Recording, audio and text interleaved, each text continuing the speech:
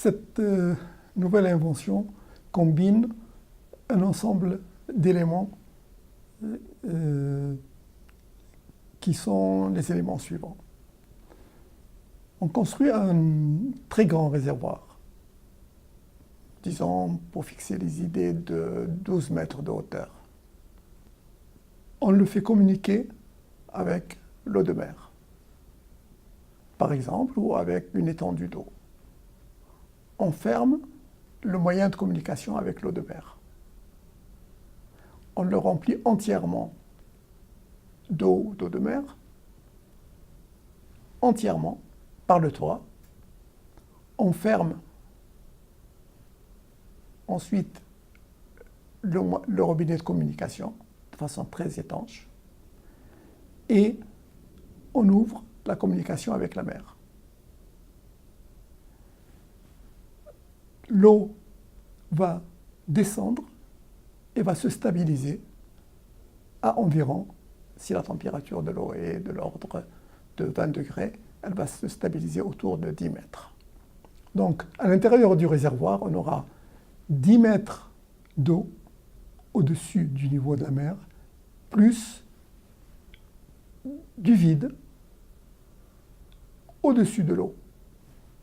Mais, évidemment, instantanément, il y a une évaporation qui va se produire parce que, à cette pression, la température à laquelle l'eau s'évapore est très faible.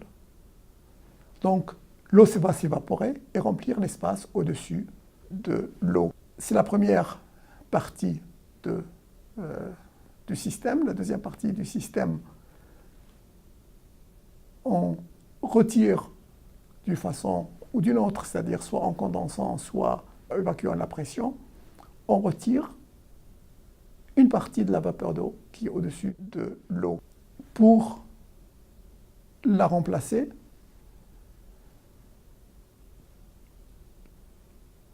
il faut évidemment de l'énergie. Il faut à peu près 2,5 millions de joules par kilogramme d'eau évaporée. Donc, l'eau qui est à la surface du réservoir va très vite se refroidir et le phénomène va ralentir. Donc, on peut évaporer l'eau à cette température. En général, qu'est-ce qu'on fait? On essaie d'une façon ou d'une autre d'apporter de la chaleur. Chaleur ou énergie ici, c'est quelque chose d'équivalent. Évidemment, on apporte ici, on ne veut pas apporter de la chaleur. Donc, qu'est-ce qu'on va faire? On va, d'une part, accélérer le mécanisme d'évaporation et deuxièmement, ne pas apporter de la chaleur. Donc, pour accélérer le mécanisme d'évaporation, on va transformer l'évaporation en évaporation flash. L'évaporation flash, c'est une évaporation qui est très très rapide. Et pour pouvoir faire de l'évaporation flash, il faut qu'on ait de l'énergie disponible. Cette énergie qui manquait, on va pouvoir la produire en évacuant très rapidement l'eau de la surface du réservoir. Donc, en évacuant l'eau de la surface du réservoir et en évacuant la vapeur au-dessus, on va créer un mécanisme qui va maintenir l'évaporation très rapide, les évaporations flash. C'est un nouveau type d'évaporation flash. D'habitude, on fait une évaporation flash en faisant circuler l'eau. Ici, on a de l'eau, circuler l'eau d'un réservoir à l'autre et en la mélangeant ou d'un étage à l'autre. Ici, dans le même réservoir, on maintient l'évaporation flash en évacuant l'eau de la surface du réservoir. Donc, on extrait l'énergie ou la chaleur, si vous voulez, qui est nécessaire à l'évaporation directement à partir de l'eau elle-même et on l'évacue très très vite une fois qu'on a extrait l'énergie pour pouvoir extraire l'énergie de la couche suivante. Voilà comment on peut obtenir très rapidement de l'eau sans dépenser d'énergie.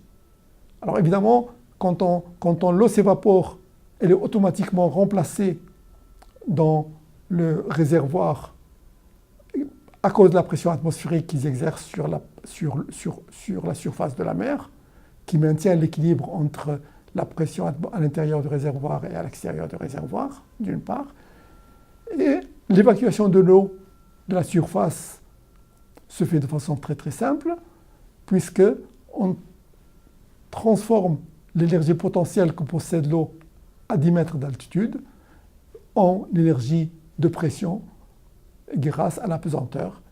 Et il nous faut juste compenser les forces de frottement qui s'exercent à l'intérieur de l'eau, et les forces de frottement qui s'exercent à l'intérieur de l'eau sont vraiment négligeables par rapport à la quantité de chaleur qu'on a récupérée pour l'évaporation, qui est de 2,5 millions de joules par kilogramme.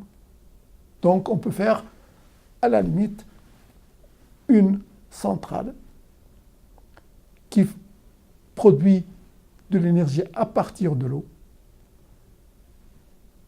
Et si on condense simplement l'eau, on obtient directement de l'eau dessalée à un coût qui est très bas.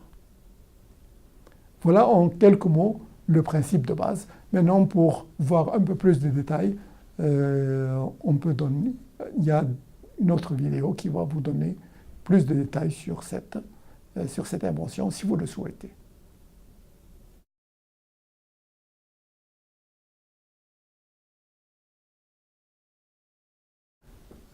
Je crois qu'aujourd'hui, nous en tout cas, moi en ce qui me concerne, j'ai tous les éléments pour réaliser un projet comme ça. C'est-à-dire, aujourd'hui, j'ai tous les éléments pour pouvoir dessaler de l'eau de mer à très bas prix.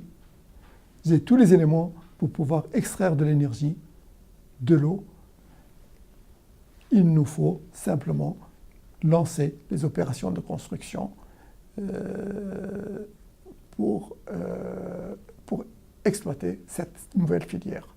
Évidemment, c'est une invention qui paraît incroyable, mais c'est une invention qui nous évite la transition énergétique. Jusqu'à présent, on veut faire de la transition énergétique. Ici, la transition énergétique, elle est faite, on est directement dans une nouvelle énergie, extraire naturellement de l'énergie. En fait, évaporer l'eau, ça veut dire extraire de l'énergie, puisque ici, chaleur et énergie, c'est équivalent. Aujourd'hui, la seule voie qui nous permet de régler pratiquement à la fois le problème de l'eau, le problème de l'énergie et le problème de la faim. Parce qu'ayant de l'énergie et ayant de l'eau, on peut irriguer. Si on irrigue, on fait de la culture. Si on fait de la culture, on a de quoi nourrir tout le monde.